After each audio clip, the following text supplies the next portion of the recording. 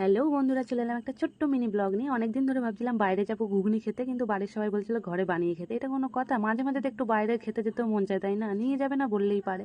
যাই হোক, আমি তো সবাইকে রাজি করিয়ে নিয়েছি বাইরে যাব বলে। চলো, রেডি হয়ে কথা হচ্ছে।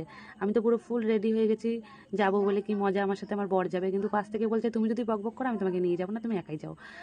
রাস্তায় গিয়ে কথা বলছি যে আমি চলে এসেছি। রাস্তায় ভেবেছিলাম একটু ক্যামেরায় নেবো, বললো আমাকে ক্যামেরায় নিলে আমি যাবো না। তোমাকে ক্যামেরা নেওয়ার দরকার না, বেশি ঢং। যাই হোক, আমি দোকানে গিয়ে তোমাদের সাথে কথা বলছি। দোকানে যাই আগে।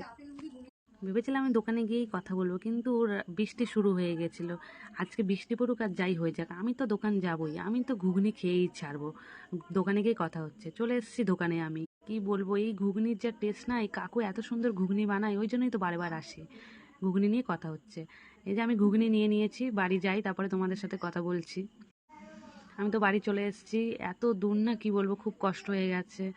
পরের মিনি ব্লগে তোমাদের সাথে কথা হবে। আজ যাই, টাটা।